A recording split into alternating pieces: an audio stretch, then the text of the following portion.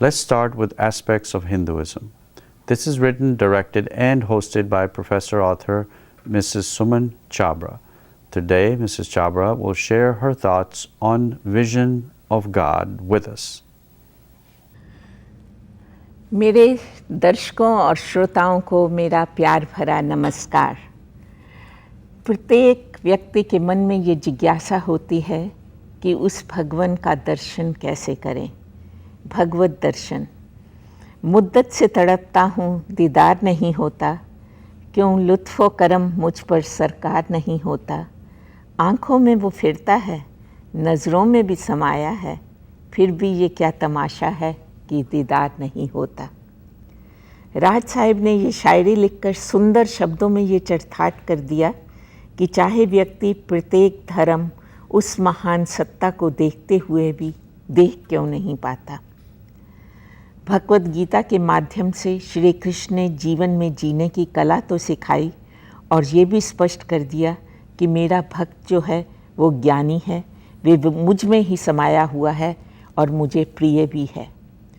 जब उस भगवान का दर्शन करने की उत्सुकता में ज्ञानी व्यक्ति का अहम, अभिमान और दंभ समाप्त हो जाता है, उसका अपनी मनोवृत्तियों में दूषित विचारों को निकाल देने से मन पर नियंत्रण भी हो जाता है।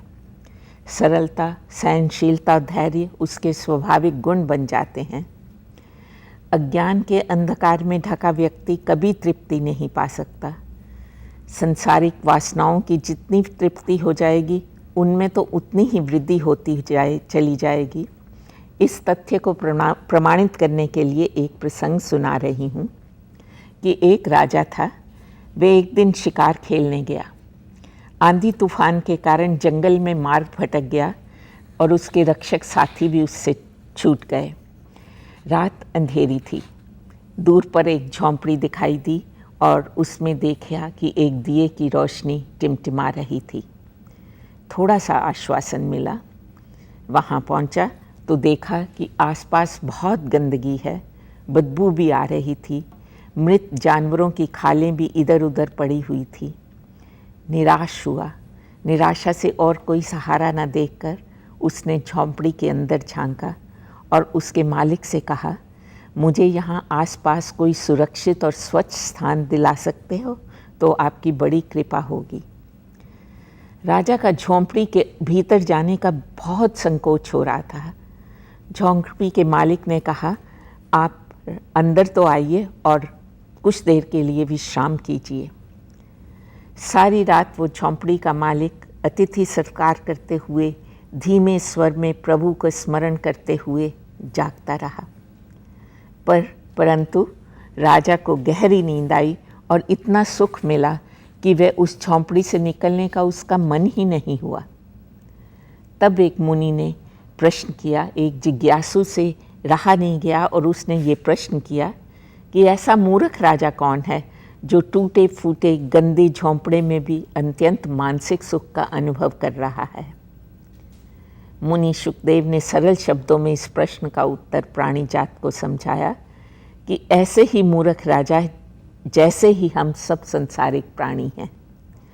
इस नश्वर संसार और इस नश्वर शरीर को ही हम ऐसे रम जाते हैं कि यहाँ से हम जाना ही नहीं चाहते, निकलना ही नहीं चाहते, जैसे कि वो राजा झोंपड़ी के अंदर से निकलना नहीं चाह रहा था। संसार के संबंधों को ही हम स्थायी और महत्वपूर्ण मानने लगते हैं। यदि हम झोंपड़ी में भी सुखपूर्वक संतोष से भगवत पाने की प्रबल इच्छा रखें तो शांति सुखपूर्वक नींद ले सकते हैं। निरासक्त भाव से मन से अपने कर्तव्य को निभाते रहें और दुष्प्रवृत्तियों में पड़कर मोह माया के बंधन से स्वतंत्र रहें। संत तुलसीदास जी ने भी तो यही कहा, ईश्वर अंश जीव अविनाशी, चेतन अमल सहज सुख राशि। भगवान को पाने की प्रबल इच्छा ही हमें उसके समीप ले जाती है।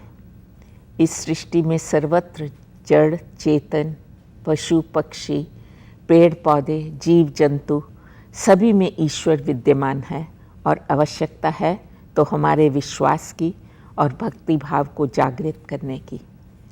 किसी शायर ने इसे सुंदर शब्दों में ही इस भावना को व्यक्त किया, क्योंकि भगवत दर्शन के जिज्ञासु सभी लोग हैं। समझ में कुछ आता नहीं कि ये तेरा क्या करिश्मा है, जुदा तेरे न रहने पर सदमा है जुदाई का, तेरी जलवा नुमाई में करिश्मा ये नया देखा, तुझे हर शय में देखा और हर शय से जुदा देखा। सभी दर्शकों का शुभ चिंतन करते हुए यहीं विराम लेती हूँ। धन्यवाद। नमस्कार।